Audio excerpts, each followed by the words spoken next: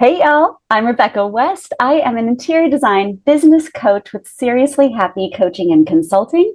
And Prosper and I are about to talk about my entire life journey of how I started in geology and ended up as a business coach with some side journeys as a ballroom dance instructor and geologist and Peace Corps volunteer. So buckle up for the online prosperity show. Let's dive in.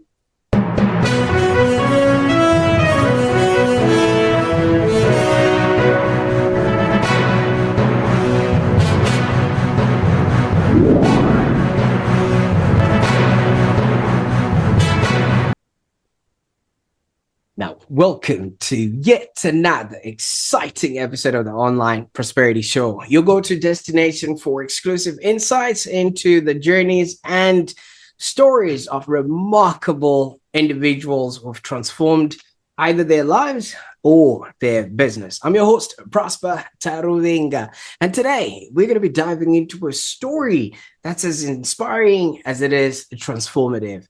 Now, Rebecca, how are you doing today? I'm doing outstandingly today, and I'm so excited to be here, Prosper. Thank you. Absolutely. Well, the pleasure is all mine. I can't wait to jump into this story of yours and exactly what it is that you are doing, especially the journey that you have taken. So I just can't wait to jump in.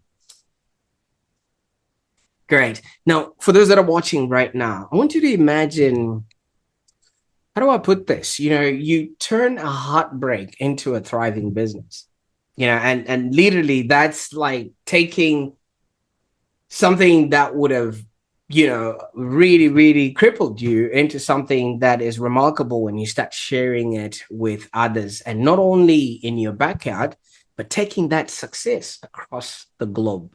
Our guest today, Rebecca West, did just that. After a personal upheaval, she didn't just redecorate her home. No, she redesigned her whole life.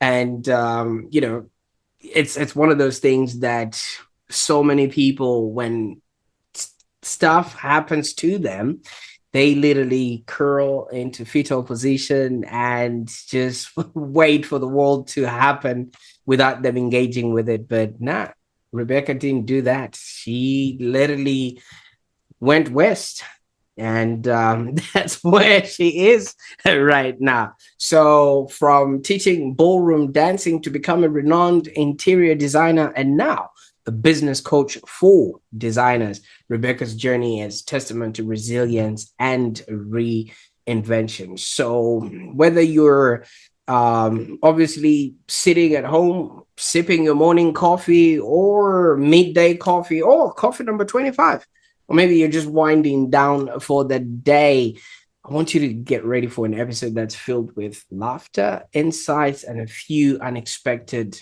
twists.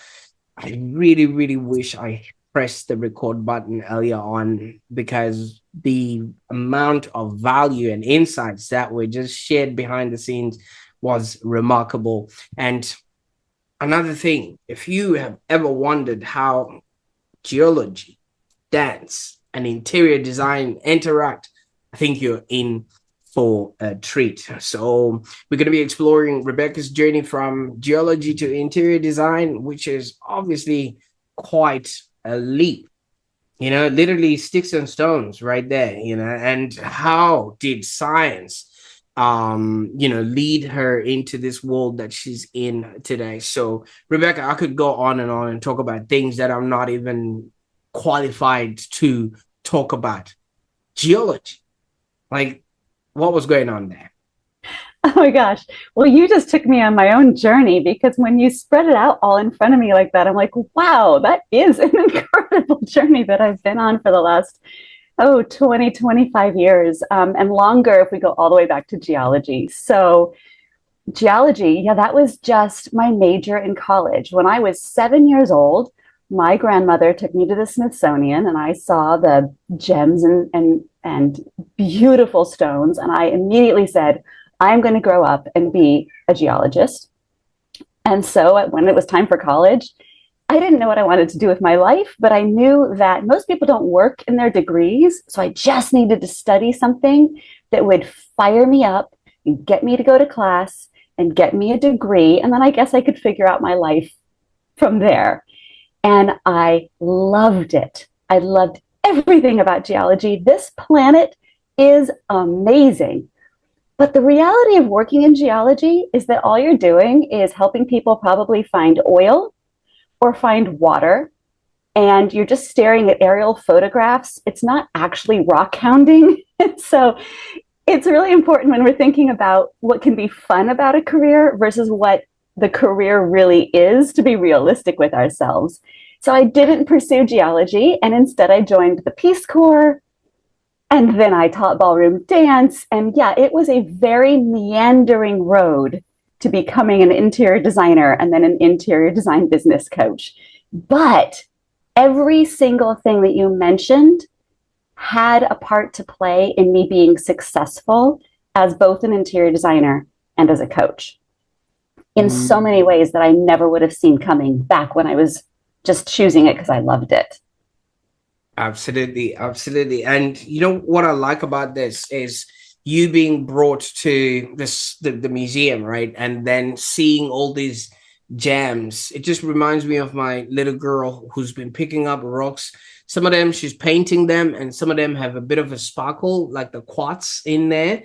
And she's enjoying that, and she calls them her treasure. So she's got like a whole bunch of rocks in there. Sometimes we have to throw them away. Was that your the sort of playfulness that you would have acquired by just looking at these gems, and you thought, I'm going to find treasure in all the. Well, yeah, except for you're saying that all in past tense as if I'm not still doing that. I mean, there is so much magic just walking down the beach. If you just pause and pick something up and stare at it, but I mean, think about it. Let's just take metamorphic rocks for a second.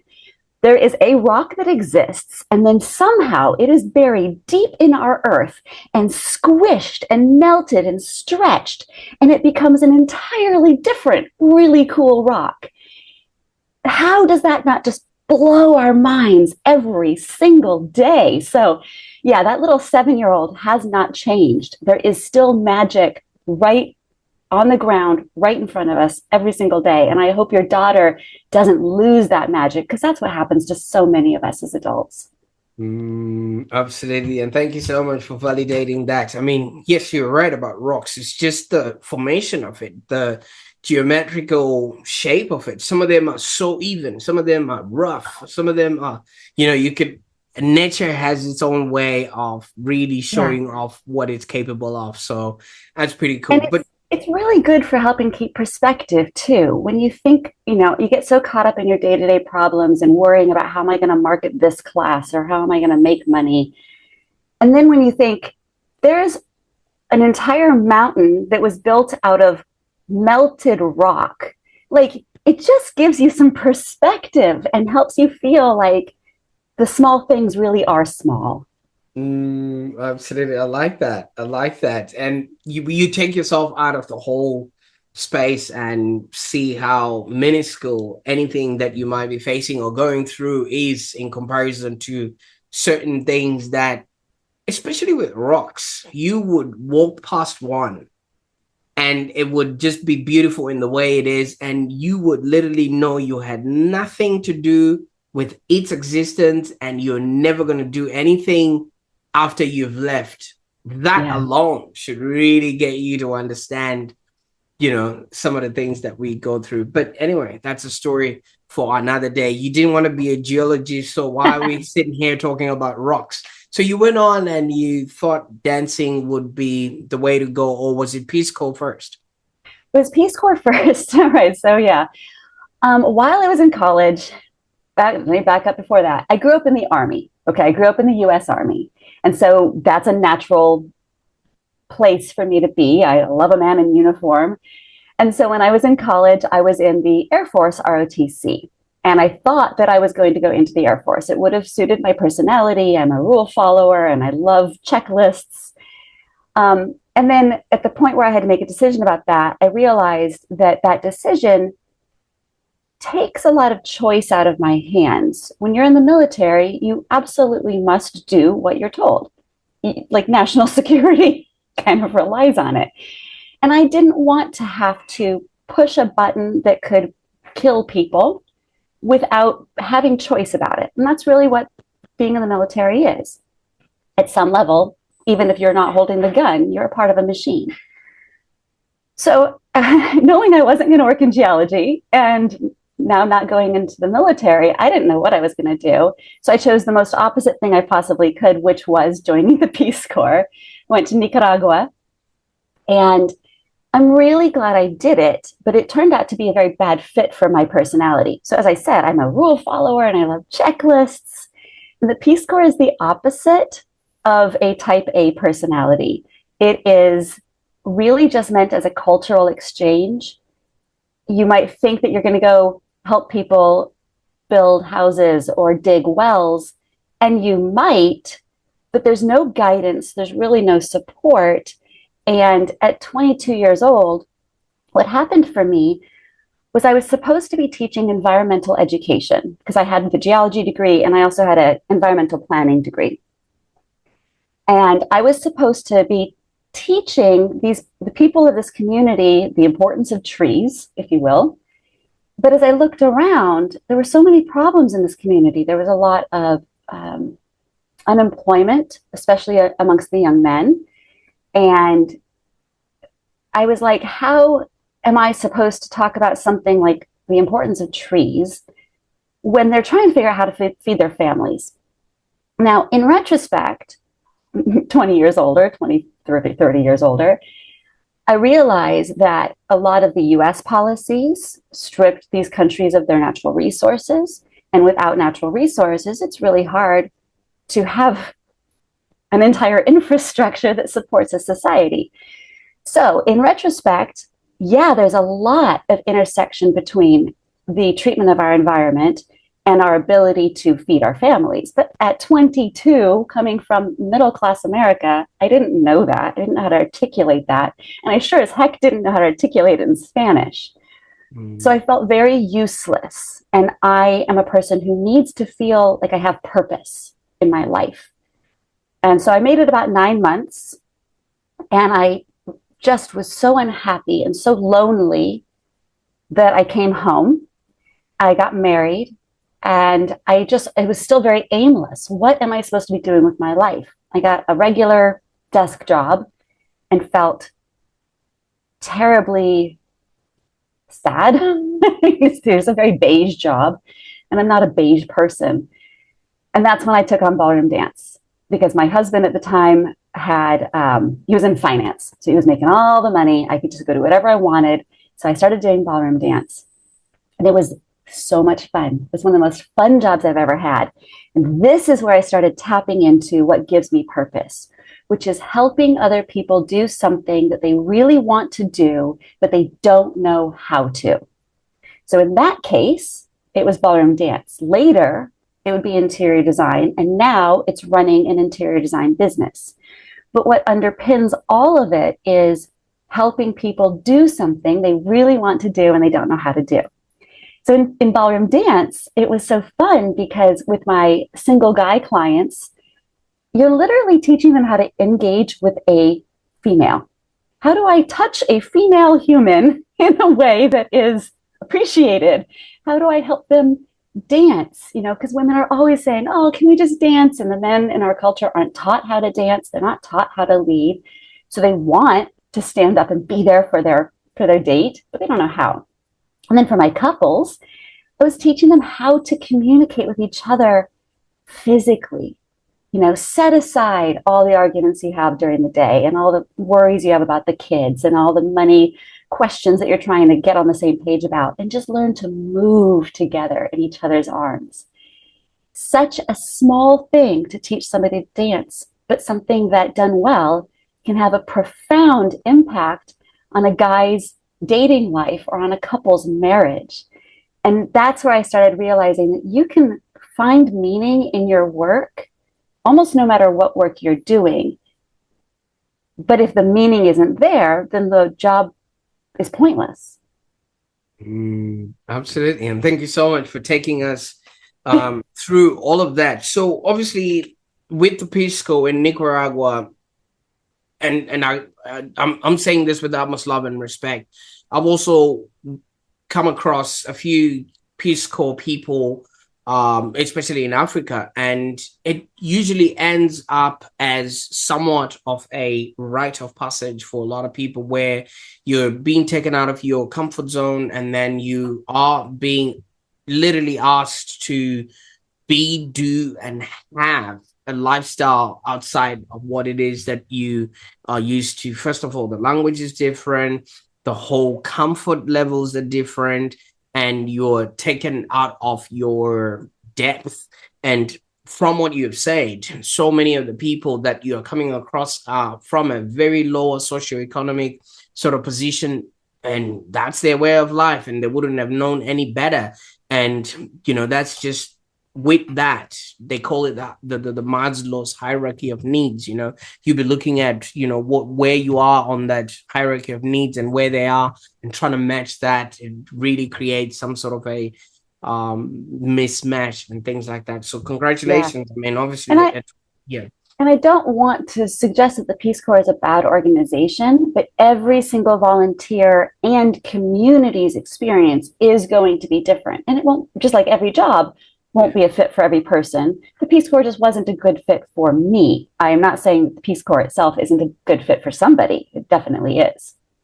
Oh, absolutely. That's why I said it is a self-discovery Yeah. side. You discovered this is not for me, and that is a result in and of itself. Yeah. So congrats. But doing that made it possible for this adventure, now living in Paris, to be much more successful, because I recognize that I need a community. I need people around me who um, get where I came from. There's something special about giggling about breakfast cereals or cartoons you both watched when you were kids, right? It makes you feel like you're less alone. And that's the hard thing about being a third country kid or an expat or anything where you're taking yourself out of your culture.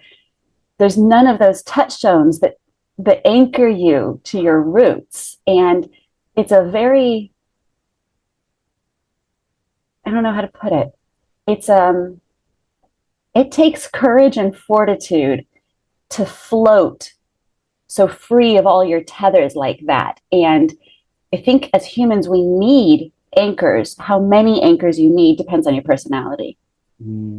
Absolutely. I like that. The anchors, because yeah, we need to be grounded for some, and it's the anchors that bring us in. So obviously after Peace Corps, you then obviously did this ballroom dancing setup, and you were literally helping other people connect with their partners and things of that nature. Was that also the same that was happening to you at that particular time? No, ironically, my marriage was falling apart at the same time as I was helping other people with theirs. Um, my ex husband was not a dancer. We didn't have a lot in common. We loved each other deeply, but we put ourselves in a situation that I don't recommend for marriages, which is that he was working full time. I was working full time. And then he went to school to get his MBA and his law degree all at the same time. So for 4 years, we were basically roommates who never saw each other. And we developed very independent lives from each other. And that's not good for, well, at least it wasn't good for our marriage. So we came to a crossroads trying to figure out what was going to happen with our marriage. And I decided to stop teaching dance because that was a nighttime job. And if I got a daytime job, then at least we would have evenings together. It was too late for our marriage. We tried to rescue it too late. So I found myself without a job and without a marriage. And I guess that's where this journey, when this story really begins. Mm. Absolutely, absolutely. And obviously, yeah, you can pick up from where that left off. Okay. So yeah, there I am. I'm getting a divorce. I got to keep the house that my ex-husband and I had bought together. So he moved out, and I found myself living in this house that I described as haunted. Like all the memories were there, all the paint colors we had chosen together were there, the hand-me-down furniture that we'd gotten was there, our marriage bed, right? And so, in addition to the regular horrible feelings you get when you're going through a divorce of failure and embarrassment, I was in a physical environment that was constantly reminding me that my marriage had fallen apart. And for various reasons, it was particularly growing up in the military because we were always moving. And so setting up your house is just part of my family's culture. I said, I can't live like this. And I got some old paint out of the garage and I just started repainting things. And I didn't do it with aesthetic intention. Like I made some terrible decorating choices, like painting my ceiling black because that's the paint that was in my garage. But it was absolutely fabulous because there was no mistaking it for the house that had been there before. It was definitely a different environmental space. And so I felt like I'd escaped my haunted house. Now I was living in a mess of a house because visually it was just terrifying. But it allowed me, or it gave me permission to now make intentional choices for how I wanted the space to look. And I created this, what my now husband called my little girl's dollhouse. It was pink, it was purple, it was fluffy, there were flowers, and it was my no boys allowed space where I could just figure out who I was again, separate from being married. And it was so transformative. Like it was like moving without having to move out of the space. That I realized there was power here. And I wanted other people to know that if they were feeling miserable in their space or in their life, that maybe just repainting their walls could create enough of a shift to shift everything, because that's what had happened for me. And since I was career and marriage free and had nothing to lose, we didn't have kids, I started a business. I started a redesign business. I was going to help people take what they had in their homes and make it better. I didn't have lofty dreams. I didn't even think this would work. I didn't have any background in business. I did clean houses back in college, so I had a mini business, but I'd never built a proper business. I didn't have an interior design background. I just had all those skills of moving and setting up homes over and over again with my family. And I am blessed with a talent for color. So I built it on those two things. Let's take what you have, rearrange it, get rid of some stuff, bring in maybe a couple of new pieces. Let's use paint because it's the most transformative, cheapest thing you can use in your home. And I started doing free color consultations at my local Benjamin Moore store. And then people started hiring me. And that's how it began. And then over time, I did end up going back to school and I got a degree because people were asking me to do things that I thought were above my pay grade, like bathroom remodels and kitchen remodels. And then I realized I was getting away from the root of why I started the company, helping people change their lives by changing their space. It was just becoming about, I don't like this kitchen, I want a new one. So that's when I wrote my book, Happy Starts at Home, to refocus the conversation on the psychology of home. How does home affect us? Is my home sabotaging my goals? Or is my home supporting me being able to reach my goals? That's what the whole book is about. And that's when I was able to refocus the brand on design psychology. Yes, I will help you remodel your kitchen, but why are we remodeling your kitchen? I want to make sure that when we're done, it was a success, not just aesthetically, but for the deeper psychological purposes that we were aiming for in the beginning, like together time with the kids or with the grandkids, or being able to cook in your kitchen so that you can have a healthier life. Because if you hate going in that room, that's an obstacle to cooking at home. You'll just call Uber Eats or you'll go out because you hate the room. And that's a real story from one of my clients. She was told that she had 6 months to live if she didn't stop eating out. She and her husband, eating out was a big part of their marriage culture. They'd been married for 40 years. She hadn't cooked a day in her life. And she now had to eat a raw food diet as prescribed by her doctor. You can't do that and eat out. And so we did a light makeover to her kitchen just so she could not hate being in there and not hate this diagnosis that was a huge cultural shift in her life and in her marriage. And she ended up making over all the rooms in her home over the next 5 years and loves her space and is still now kicking and alive. And I think it's been about 10 years since that project. Oh, wow. Yeah. See, with things like that, you would literally have given her back her life just by changing the look and feel of the household. And Yeah. somehow you did the same for yourself as well, having lost a career, like your relationship with your husband and everything else that you had built along the way, just would have gone with those papers. It's not just a matter of signing papers and that's it. It's like a whole emotional drain. And if Yeah. you had to find some sort of refuge in some space within your house, what does that say about our day to day and how we interact with these spaces that we live in? Because when everything is okay, we just walk in here, but we don't actually see and understand how it's affecting us and why certain things are happening. And I viscerally believe fish don't see the water that they swim in. Exactly. And it doesn't always matter. Kind of like our clothes don't always matter. Some days it's fine to throw on the dirty clothes from the floor and go out and go shop, and it doesn't matter.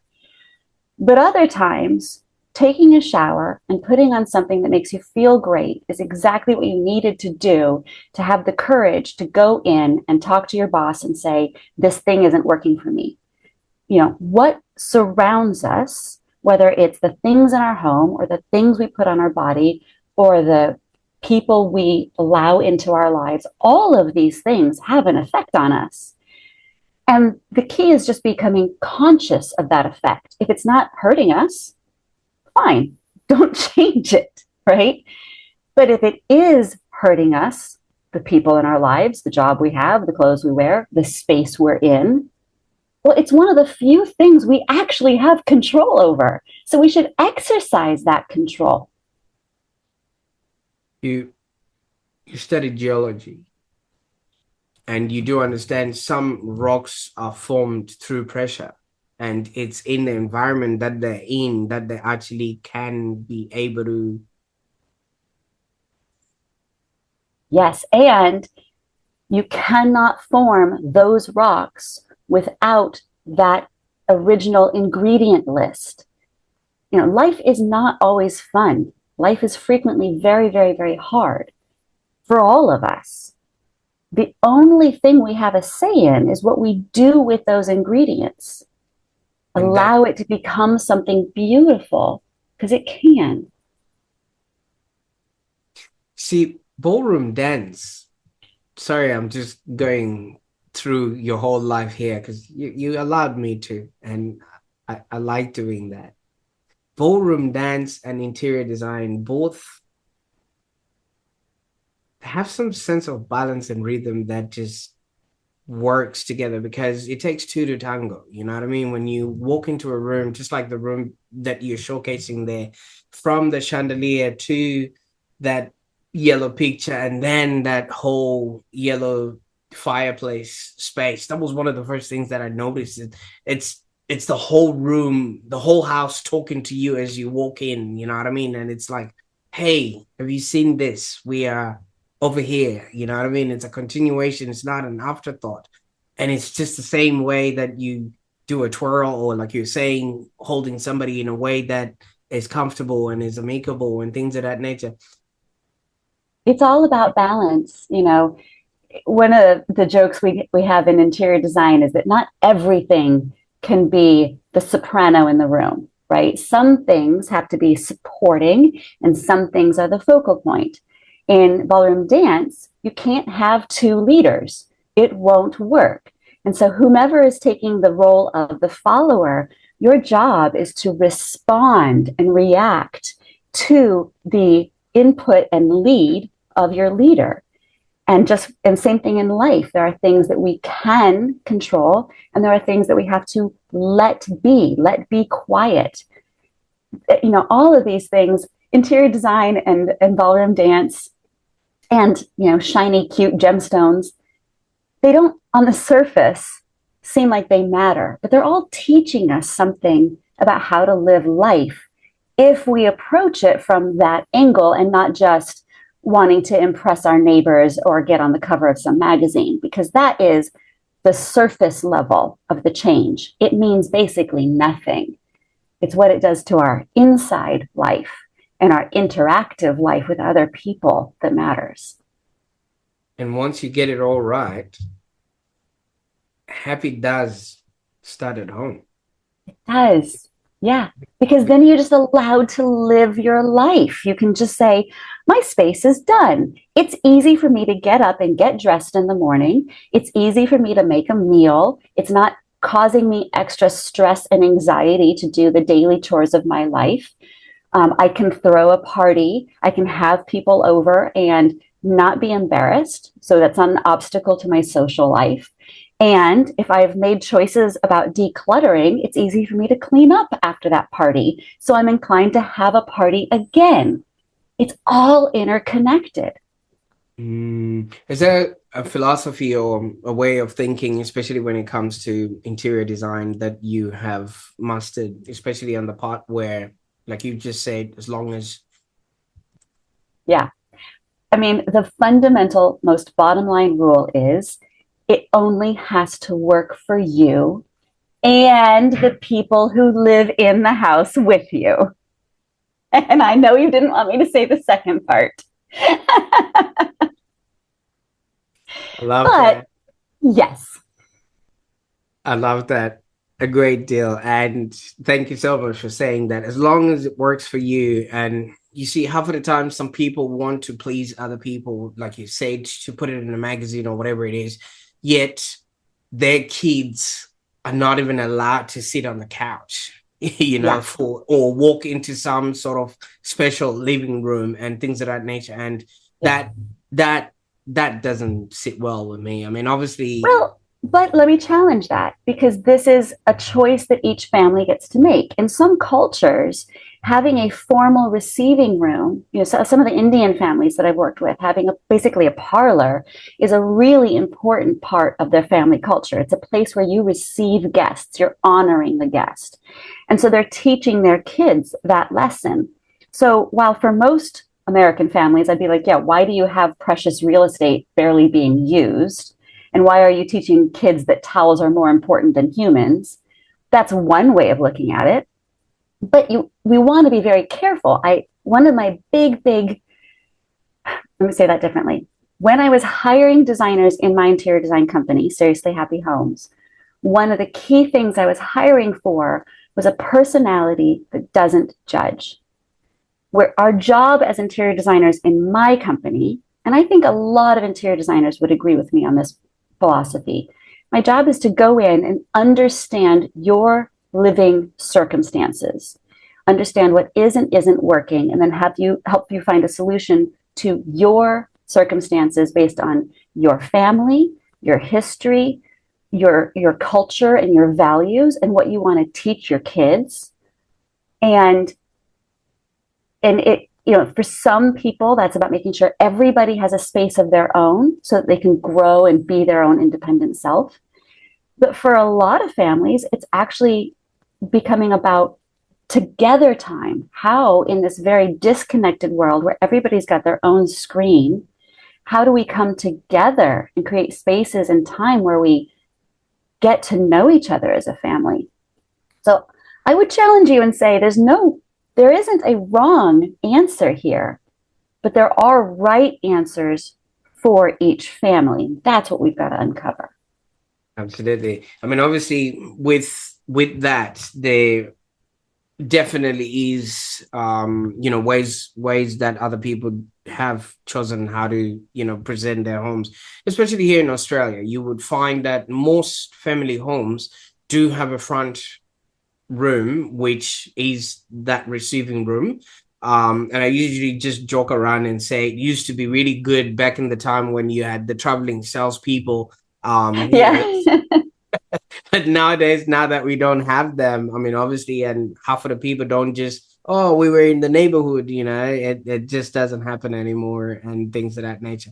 But yeah, tell us a little bit about the book. Happy starts at home, and what can people sort of expect, because it Yeah. does emphasize the connection between our living spaces and our well-being, and from what sort of angle did you sort of decide this will be what the world needed at the moment?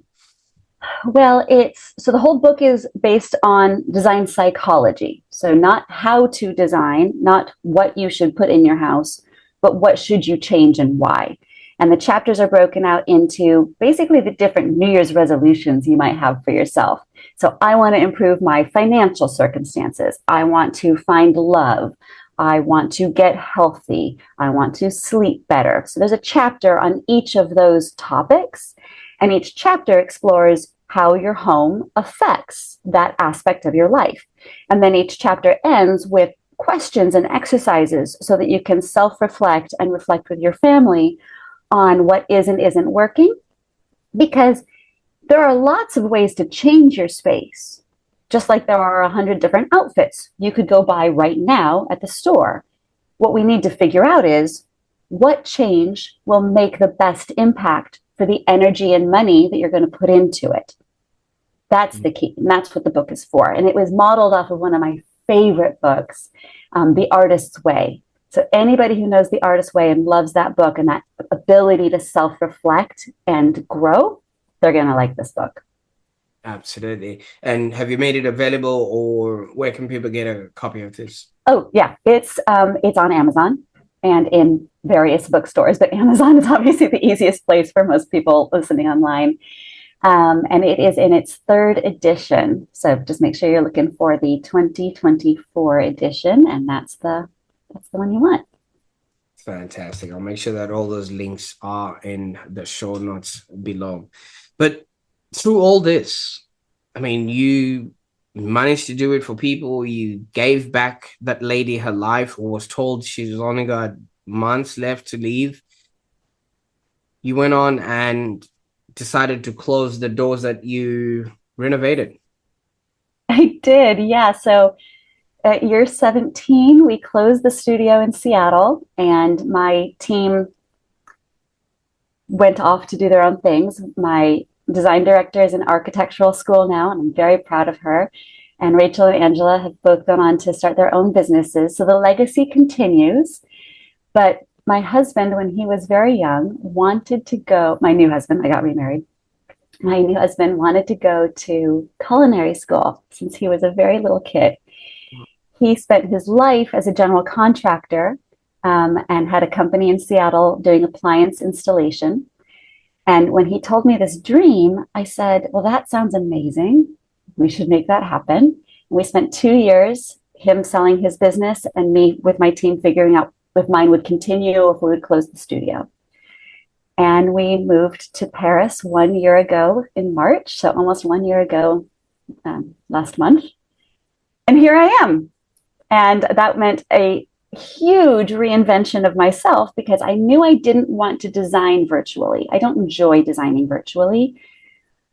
And so, how was I going to actually make a living if I wanted to take on this wonderful, wonderful adventure? Since I had already been doing business coaching for my colleagues for many years, it was a natural transition to say, all right, I'm going to lean into this 100%, set design aside. And so for the last few years, I have been right back at the fundamental trenches of building a business and learning how to market all over again. And it's bringing back a lot of memories from the early days of building my interior design business.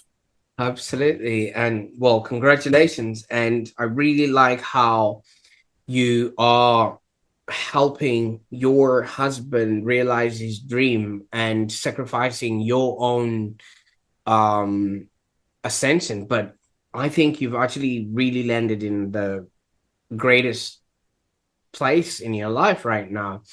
Obviously you're there in Paris, the city of love. You're gonna be, you know, soon married to somebody who with culinary Oh expertise. no, we've been married for 11 years, if I'm Yeah, doing my math. now you're gonna be, now your husband is gonna be making you magical meals, and you can work from home and things of that nature. So I really think this is quite amazing. Now you're working, helping other interior designers sort of figure out themselves, especially in this world, since you've already had success in this business. What are the challenges that your clients actually face, and how is it that you're helping them overcome them? Yeah. I'll stay big picture for now, which is they're facing the same problems that any small business owner faces, right? These are the very, very normal business problems of being a small business owner. So, number one, articulating what you do and who you do it for. If you can't do that effectively, then it's really hard for a client to hire you, especially when there are lots and lots and lots of interior designers to choose from. So, the first and primary thing is figuring out how to articulate what you do. And it's particularly hard in our industry because of three reasons. First, there are so many different things being an interior designer can mean. Are you decorating? Are you renovating? Are you doing residential? Are you doing commercial or hospitality? Are you overseeing project management? Are you helping them buy the product? So there's a lot of different ways you can set up your company, and the kind of help a client needs will vary. But if we're not clear quickly on our websites about the help we're offering, it's really hard for the clients to tell us apart and tell our services apart. The Mm. second problem is that HGTV makes renovations look magically cheap and magically quick. They are setting interior designers and the clients up for disappointment and failure because they're setting the wrong expectations. So while we have to get clear on what our business model is in designer to designer, we also have to battle a totally false narrative that's being put out there about what our design or what our industry is. And Mm. then third, we're also battling a reputation, and it's somewhat earned and somewhat not earned. And that reputation is to be like flaky and fluffy and an artiste, like, oh, I'm just going to come in and tell you what to do with your space and impose my taste on you and ignore your budget and spend all of your money. And this is what a lot of people think interior designers are going to do. And it's such a tragedy because a good interior designer is worth way more than you pay them. A good interior designer helps you decide what changes to make and where not to spend your money, helps you spend whatever money you're about to spend well, and helps the project go as quickly as it can and with as little stress as possible. Now, that's not the result everybody gets from every interior designer, because just like in every industry, there are people who are good at their job and there are people who are bad at their job. So, an interior designer who said a person who wants to start their firm has to figure out what business model they're going to follow, figure out how to articulate that that's what they do, while trying to fight the HGTV false narrative expectations and set proper expectations about what they need from the client and what the client's going to get, while getting contractors, architects, and clients to actually respect them as professionals. No big deal. That's it. That's all we have to work on. You're absolutely right. I think we've got TV shows, especially Reno TV shows, where the family starts off in the living room and they can't even walk past to go and switch off the television or do something or close the drapes, and they ring up, some interior designer who comes in, clipboard in hand, looks around, and then they're told to go get a cup of coffee, and then by the time Exactly. Yeah. And then meanwhile, on the next show, the designer is constantly surprised about things that they shouldn't be surprised about. Like, oh, I had no idea there could be a pipe in that wall. Lady, there's always a pipe in the wall. Okay. And you know that, but it's all for TV. It's not even that I'm sure that half these designers hate what they're having to say on TV, but it's all for ratings, it's all for clicks. That is reality TV every bit as much as The Bachelor or Real Housewives of whatever. But people somehow think that it's giving them a real narrative, like, oh, that must be how remodels are supposed to go. No, it's not. Absolutely. Now Yeah. you've formulated a methodology, and I think it's called is it Decide or DICIDE Yeah. Okay, method? so there are three tiers of what I teach. So that's actually the third one. So first is what I was just talking about, nail your niche. You've got to figure out who you're going to serve and how they're going to know it. Then you've got to put in all your systems and processes of how are you going, like what is your design agreement going to say so that you don't have scope creep? Because that ruins the profitability of an interior design company if there's scope creep that you're not being paid for. So first, nail your niche, get people to hire you, and then make sure that you're setting yourself and your client up for success through your processes and your onboarding and your rules. Then is what you were just referring to is the decide method. So once you have a client and you're kicked off this project, you're going to be by this client's side for anywhere from a couple of months to a few years, helping them navigate thousands of design decisions. And this is where design fatigue and decision fatigue are a real big problem in our industry. By the time the client is choosing the cabinet hardware, they're exhausted. They're like, I don't care, just pick something. But they actually do care. And later they might be like, I wish I'd given a little bit more thought to the style of the doors that we installed. But they were tired, or there was a deadline, and they had to make a decision quickly, or what they wanted became unavailable and they had to redecide, because 2 years is a long time. A lot can happen in the course of a remodel. Mm. So the decide method is there to reduce decision fatigue. How do we, as interior designers, help our clients make informed decisions that they're confident in, that they won't second guess, that they won't send you a midnight text about and going, well, I know we decided on the green sofa, but what if we go with the purple one, which changes everything in the design? As designers, we absolutely must be good at helping our clients make and stick to decisions. So that's what the decide method is about, because if you don't have that skill set, your clients will be overwhelmed and you won't have any profits by the time it's all said and done. I quite like that because I think it's the same, especially in marketing as well. Some clients will only know it when they see it, and half of them don't even want to make decisions in their life and things of that nature. Now, with the nature of the work that you're doing, there's a lot involved. You did mention scope creep and things of that nature. We actually call it scope creepy. Scope creepy clients that are just lurking in the Exactly. background there.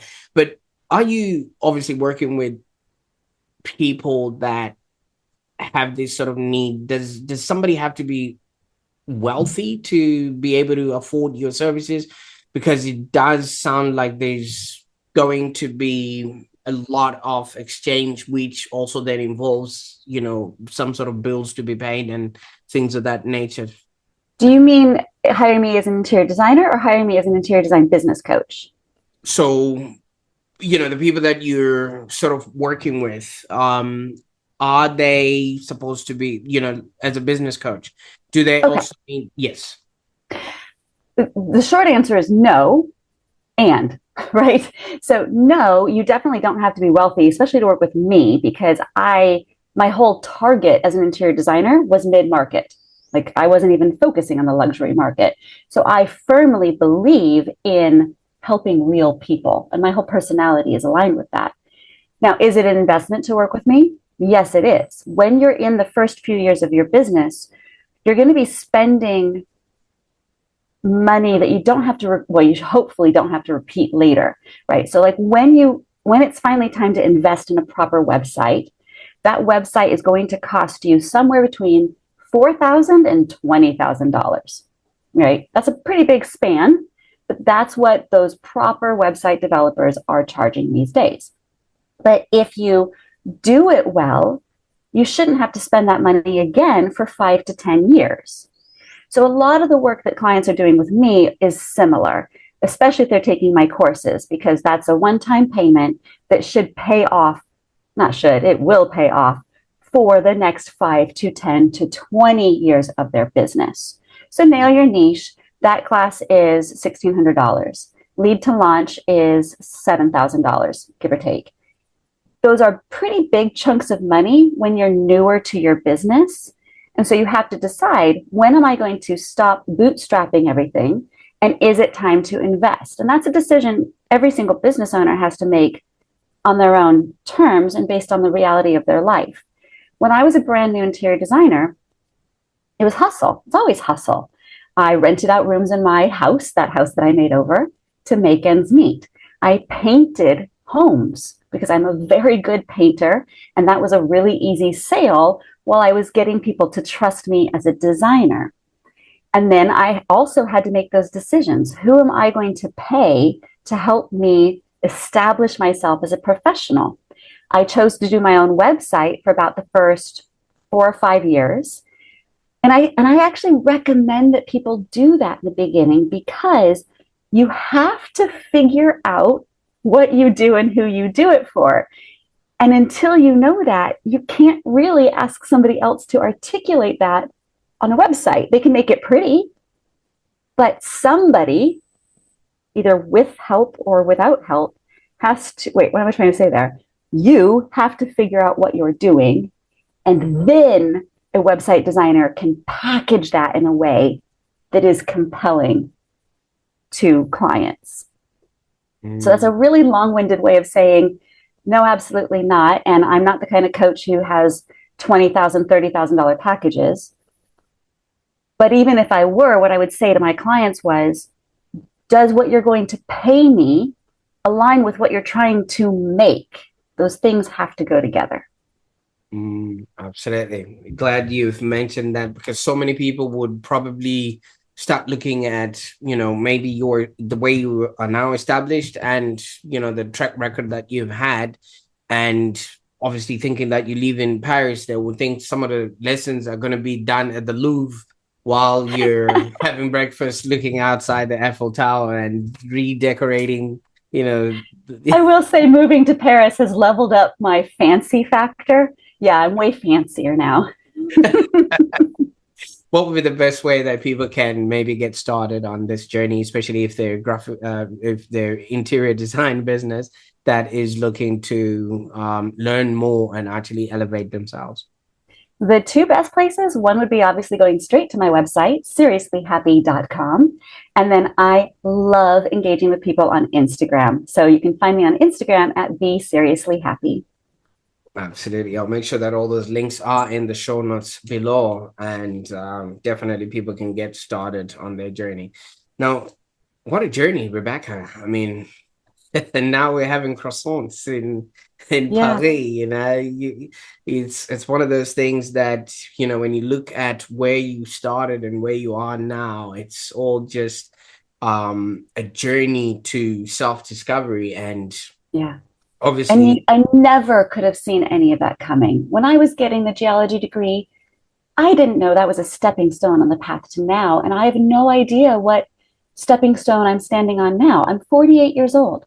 There are so many decades left in my life. So, tune in 10 years, folks. Let's see what's happening then with me and with you. absolutely. But there's one thing about business, and especially when you're coaching and taking other people through a journey, and especially if it's through a journey that you've been, and looking at where you are now, how do you maintain authenticity in your brand? And Oh, yeah, I love that. while you're adapting different markets, different cultures, especially after moving to Paris, it's just one of Yeah. those places and things that people just think that's where all the luxury and excellence in the world or comes from. So Well, and I think your question is incredibly timely, because right now, one of the things that a lot of my clients are asking me is, how do I sell my services in a time of economic crisis and chaos, right? Right now, we are facing a lot of political chaos and economic chaos, and people don't, no matter which side of the aisle you're on, nobody knows what's about to happen. And when people don't know what's about to happen, they do hold on to their money a lot tighter because they're being conservative, right? So I think it goes back to number one, knowing your values.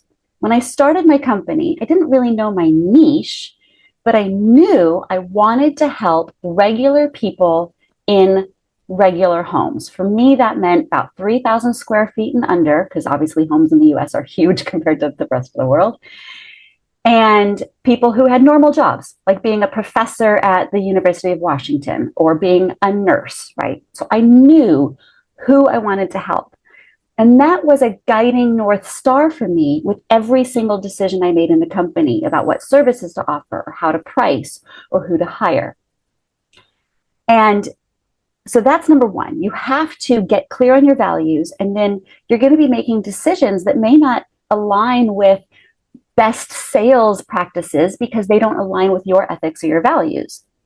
Follow your ethics and your values. That's the one to listen to. The second part is recognizing that there are people who are spending money now, even though not everybody is. So what I tell my designers is, if your client is going to remodel anyway, then be there for them. You don't have to convince them to remodel. That's their decision. But if they're going to be crazy enough to take on a remodel, they deserve to have a good experience. And so showing up for them, even if you can't spend that money in your own life for now, right now, help them spend their money well, help them get a good outcome, and don't undercharge because you're worried about their pocketbook. That's their decision. Your decision is to charge them enough that you can help them get the results they deserve to get. And to say no to the project if their budget is so low that you can't deliver on them giving you money. That's where the values and ethics show up for me.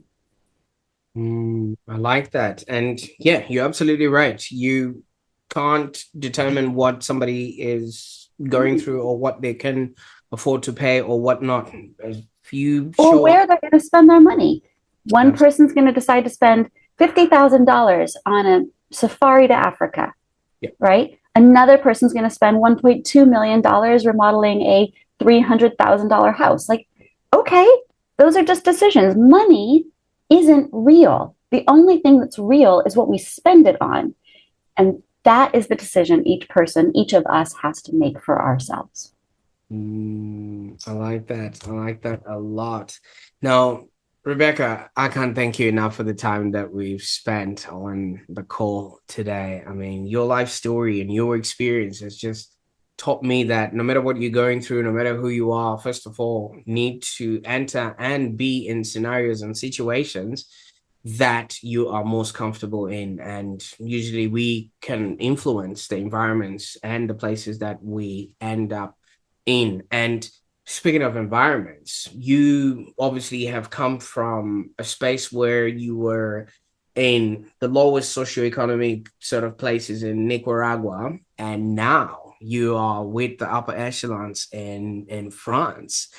Has environment really, really played a part in the person we spoke to today? Hugely. And I will say, I will take it back to my childhood again. My parents did such a good job of setting up our homes. So we would move to a new state, a new city, a new country, a new school. And within 2 weeks, everything was in its place. They always started with the kids' rooms because they wanted the kids to feel home. And then we would do the public spaces, and I can picture that blue floral sofa in every single home we lived in for years upon years upon years. And so even though the streets had changed, sometimes the language had changed, we lived in Germany, home was always there when we opened the door.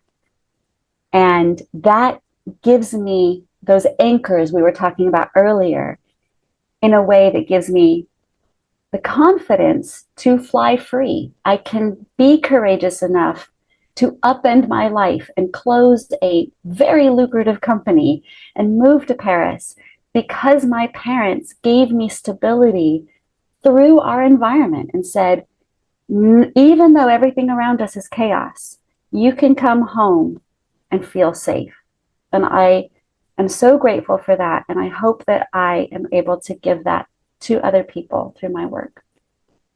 Absolutely. Well, now that you've brought us into your world, what's next? What can we expect? Is there going to be ballroom dancing under the Eiffel Tower, or is looking for Well, gems? I guess what's next is figuring out what's going to be happening with my husband's cooking because he'll be done with culinary school in one more year. And we're Right. hoping to travel the world and do pop up dinners. So I will be figuring out how to grow this company while traveling the world and Wi Fiing in, zooming in from wherever we land. This summer includes Amsterdam, Spain, and Portugal, and of course, France. And so you never know where you're going to be talking to me from. And we hope to meet people and have dinners with people in all these places. And the biggest thing I want people to hear from me is if you find yourself in France, ping me on Instagram. Tell me you're coming. Let me set some time aside and let's have coffee together and let me hear your story and what brought you to France, because this is what my husband Damien and I want. We want to be global citizens and we want to have global friends. We don't exactly know what shape that's going to take, but if we go back to the values, that will be there. And then we all get to see how it unfolds together. Absolutely. Well, thank you so much for that, Rebecca. And for those that are watching, thank you so much for tuning into the Online Prosperity Show. I mean, if you were following along, Rebecca's journey just really reminds us that our environments profoundly influence our lives and everything else that comes along with it. And, we can actually change wherever we can be or where we find ourselves. We're not trees that are rooted in the one place and they can't move summer, autumn, winter, spring. And we can just transform not just our spaces, but our whole entire outlook to life. So if today's conversation resonated with you, consider exploring Rebecca's Nail Your Niche course at seriouslyhappy.com. It's a valuable resource for designers that are looking to define their unique space in the industry. And obviously, there's so much there to learn because if you get the right ingredients, like Rebecca said, you will definitely get the right gemstone. And for those that are watching, don't forget to like, share, and even subscribe to our podcast for more inspiring stories like the one you just heard.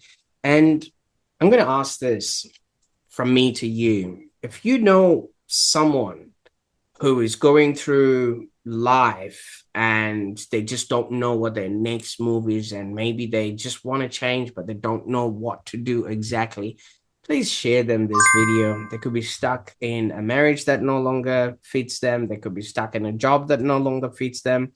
They could be stuck in a room that no longer suits them. And I think you will be able to find just about everything you are looking for just by listening to this podcast. And stay tuned for our next episode where we're going to be diving into ideas that can lead you to a happier existence. Until next time, keep thriving for prosperity in every room of your life. Bye for now.